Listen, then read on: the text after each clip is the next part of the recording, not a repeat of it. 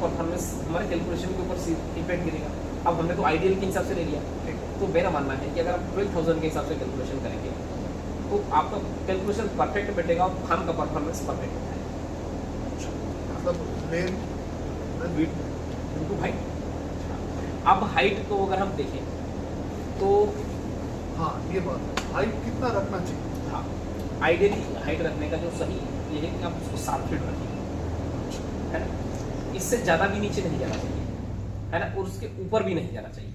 अब उसका मैं कारण बताऊँ कि जितना कम एरिया रहेगा उतना जल्दी ठंडा होगा, ठीक है ना। ठीक। पंखे को उतना काम करना पड़ेगा, है ना। तो कम एरिया करने मतलब ठंडा तो हो गया। ठीक एक और चीज उसका फायदा ये मिलेगा कि कम एरिया रहेगा तो हमको गर्म भी जल्दी होगा, ठीक ठीक। ब्रूडिंग में भी मतलब आसानी रहेगी और फूलिंग में भी आसानी रहेगी। ये बात आपको हम पूछने वाले थे। ये जो आपके साथ बात करते करते मेरा जो थोड़ा बहुत हुआ हाँ। जानकारी मिला, तो ये जब गर्मी का टाइम ये तो एक नंबर चीज है। हाँ। अभी ठंड का टाइम, हाँ। देखिए मतलब अभी का जमाने में ठंड ज्यादा दिन नहीं रहता। हाँ। वेस्ट बंगाल में लगभग 2 महीना से बस हो गया। हाँ। तो उस टाइम ब्रूडिंग के हाँ। उस टाइम को क्या करेंगे? उस टाइम वो ब्रूडर, अभी तो नया नया सब ब्रूडर हो रहा है। हम जैसे सुने इलेक्ट्रिक ब्रूडर था पहले, वो गैस ब्रूडर था, लेकिन हम कुछ फार्म में विजिट भी किया, उसमें ज़्यादा उसका रिजल्ट ठीक ठाक रिजल्ट नहीं आ रहा। तो इसके लिए आप कुछ बताइए, जो ब्रूडिंग सिस्टम का क्या होना चाहिए? देखिए, जितनी भी ब्रूडिंग सिस्टम है ना, वास्तविकता में जो कुछ चीज़ें हैं जो पोल्ट्री के लिए फार्मर यूज़ करते हैं, बाकी अधिकतर वो देसी तरीके से यूज़ करते हैं, जैसे कि बल्ब लगा लेना और या फिर चूल्हा जला लेना। तो इन चीज़ों में थोड़ा सा बताएं। देखिए, बल्ब का आविष्कार क्यों किया? हमारी लाइट के लिए, उसको हीटिंग के लिए नहीं, एकदम, है ना। और हीटिंग होता है कि वो तो एक एडिशनल हमारे पास ये हो गया बेनिफिट की एडिशनल हीटिंग हो रही है, बट वास्तविकता में वो हीटिंग के लिए नहीं है ना।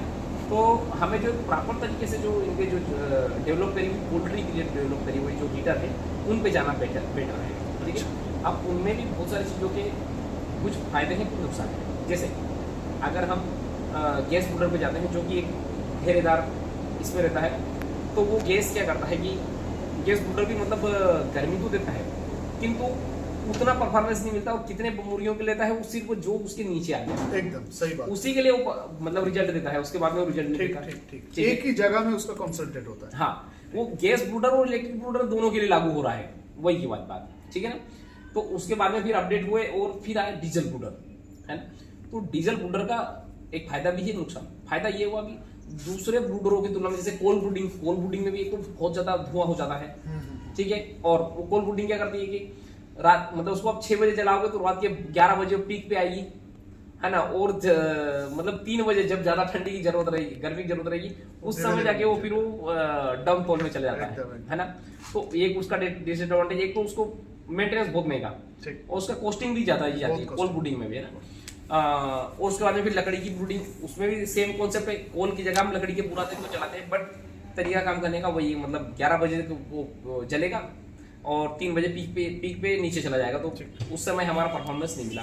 उसको बंद करना भी थोड़ा सा एक मुश्किल रहता है। फिर आया इन सब तामझाम से छुटकारा लेकर डीजल ब्रूडर पे आया। डीजल ब्रूडर में भी एक चीज एक तो ये है कि फार्म को पूरा एयरटाइट होना चाहिए। जितनी भी ब्रूडिंग सभी चीज़ों में एक बात अच्छी मतलब होना चाहिए, ये है कि फार्म पूरा एयर टाइट, ठीक है। अब डीजल ब्रूडर का भी कॉन्सेप्ट क्या है कि वो गर्मी तो बहुत जल्दी पैदा करता है ना, बट उसकी गर्मी है ना, चूंकि गर्म हवा की टेंडेंसी होती है ऊपर उठना, ठंडी हवा की टेंडेंसी होती है नीचे नीचे। तो मतलब मेरे जो ब्रूडर मैंने यूज़ किया है डीजल ब्रूडर 50 किलोवाट का मेरे पास में है, एक तो डीजल कंजप्शन ज़्यादा है उसका, ये सबसे बड़ा डिसएडवांटेज है ना। बाकी एक छोटा सा डिसएडवांटेज ये है कि उसकी ज़मीन पे अगर देखेंगे ना, मतलब नीचे लेवल पे, मतलब ऊपर तो बहुत शानदार आपको गर्मी देखने को मिलेगी, आप खड़े नहीं हो पाएंगे, किंतु गर्मी तक नीचे तक जो है उसका मतलब प्रभाव कम से कम रहता है। मतलब एक मतलब बट उसका एक फायदा ये रहता है कि ये मान लो यहाँ पे मुर्गियाँ हैं नीचे जमीन में, तो मुर्गियों और ठंडी हवा के बीच में एक लेयर पैदा कर देता है, तो नीचे गर्मी मतलब ठंडी नहीं जा पाती। अच्छा, मतलब ऐसा नहीं कि मुर्गियाँ बिल्कुल पूरी तरीके से उनको गर्मी मिल गई, बट एक लेयर ऐसे पैदा कर देता है गर्म हवा की, तो मुर्गियाँ वहाँ पे मतलब आसानी से विचरण कर लेती, मतलब घूम ले लेती, दाना पानी खा लेती, मतलब जो एकदम से जो मोर्टलिटी होती है वो वाली मोर्टलिटी नहीं होती। तो इसका भी एक मतलब जो हम 7 फीट हाइट जो लेते हैं, तो उसका जो हमें एक मतलब बेनिफिट यहाँ पर मिलता है कि गर्म हवा ऊपर जाएगी, टकराएगी, तो उसको जाने के लिए एरिया नहीं है फिर वो नीचे आ नीचे, जाए, ठीक। तो वो मतलब अपना काम हो जाता है। ये डीजल बूडर का डीजल बात बूडर। कर रहे हैं। उसका खर्चा उसका खर्चा देखिए, डीजल बूडर में भी खर्चे अलग अलग है। जैसे 35 किलोवाट का अलग है, 30 किलोवाट का अलग है, 50 किलोवाट का। मेरे पास में 50 किलोवाट का बूडर है और उसकी पर आवर की कैपेसिटी है कंजप्शन करना, अच्छा है ना। बट वो अकेला ही 8 से 10,000 मुर्गियों के लिए पर्याप्त है। अगर आपकी फार्म की पैकिंग अगर अच्छी है ठीक।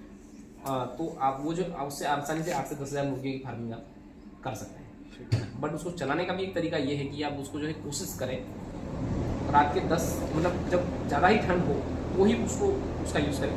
जैसे कि मान लो रात की 11 बजे 12 बजे के आसपास ठंड गिरती है, सुबह तक जो है उसका यूज़ करें। 6 से ऐसा नहीं कि 7 आप 5-6 बजे ही अगर लगा देंगे तो फिर डीजल वो उसका काम तो करेगा बट डीजल कंजप्शन ज़्यादा।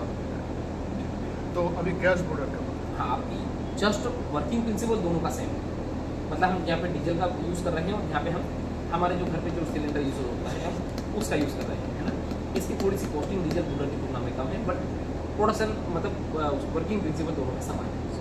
हाँ, तो खर्चा आप बोल रहे हैं, खर्चा गैस बूडर में थोड़ा कम तो थोड़ा कम है। मतलब एक टंकी लगती है रात भर, मतलब एक टंकी पूरी लग जाएगी। अगर आप 50 किलोवाट का आपके पास में गैस बूडर है तो आप मान लीजिए एक टंकी आज के समय कितने 1100 रुपये की है ना। तो अगर मान लो 1000 रुपये रोज भी अगर लगता है, अगर हमने 7 दिन कूटेंगे कितना लगा 7,000।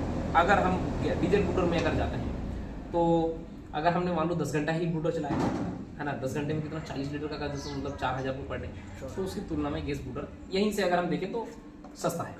और दूसरा बात है, देखिए ऐसे तो ठंड का टाइम पे इलेक्ट्रिसिटी ऐसे ही कम आएगा। हाँ हाँ, उसी हिसाब से अगर हम ब्रूडिंग करेंगे गैस ब्रूडर या